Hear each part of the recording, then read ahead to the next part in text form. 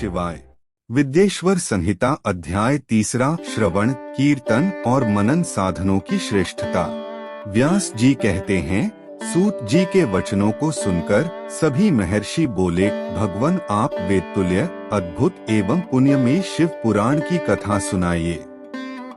सूत जी ने कहा, हे महर्षिगण, आप कल्याणमय भगवान शिव का स्मरण करके वेद के सार से प्रकट शिव पुराण की अमृत कथा सुनिए।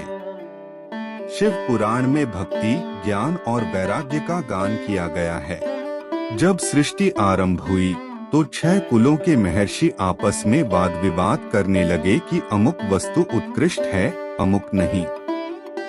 जब इस विवाद ने बड़ा रूप धारण कर लिया तो सभी अपनी शंका के समाधान के लिए सृष्टि की रचना करने वाले अविनाशी ब्रह्मा जी के पास जाकर हाथ जोड़कर कहने लगे, हे प्रभु, आप संपूर्ण जगत को धारण कर उनका पोषण करने वाले हैं। प्रभु, हम जानना चाहते हैं कि संपूर्ण तत्वों से परे परात्पर पुराण पुरुष कौन हैं?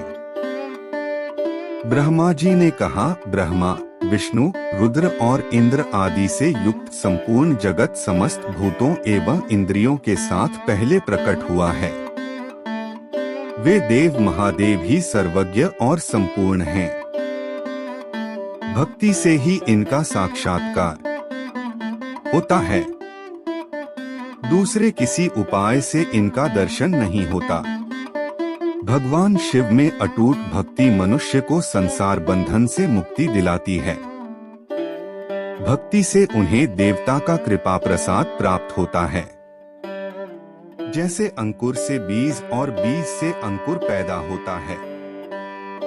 भगवान शंकर का कृपा प्रसाद प्राप्त करने के लिए आप सब ब्रह्मर्षि धरती पर सहस्रों वर्ष तक चलने वाले विशाल यज्ञ करो।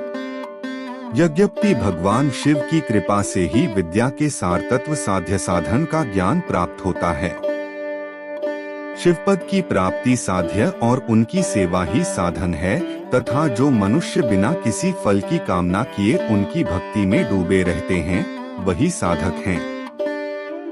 कर्म के अनुष्ठान से प्राप्त फल को भगवान शिव के श्री चरणों में समर्पित करना ही परमेश्वर की प्राप्ति का उपाय है, तथा यही मोक्ष प्राप्ति का एकमात्र साधन है। साक्षात महेश्वर ने ही भक्ति के साधनों का प्रतिपादन किया है। कान से भगवान के नाम, गुण और लीलाओं का श्रवण, वाणी द्वारा उनका कीर्तन तथा मन में उनका मनन शिवपद की प्राप्ति के महान साधन हैं, तथा इन साधनों से ही संपूर्ण मनोरथों की सिद्ध होती है। जिस वस्तु को हम प्रत्यक्ष अपनी आंखों के सामने देख सकते हैं, उसकी तरफ आकर्षण स्वाभाविक है, परंतु जिस वस्तु को प्रत्यक्ष रूप से देखा नहीं जा सकता, उसे केवल सुनकर और समझकर ही उसकी प्राप्ति के लिए प्रयत्न किया जाता है। अतः श्रवण पहला साधन है। श्रवण द्वारा ही गुरु मुख से तत्व को सुनकर श्रेष्ठ बुद्धि वाला विद्वान अन्य साधन कीर्तन और मनन की शक्ति व सिद्धि प्राप्त करने का यत्न करता है। मनन के बाद इस साधन की साधना करते रहने से धीरे धीरे भगवान शिव का संयोग प्राप्त होता है और लौकिक आनंद की प्राप्ति होती है। भगवान शिव की पूजा, उनके नामों का जाप तथा उनके रूप, गुण, विलास के हृदय में निरंतर चिंतन को ही मनन कहा जाता है। महेश्वर की कृपा दृष्टि से उपलब्ध इस साधन को ही प्रमुख साधन कहा जाता है।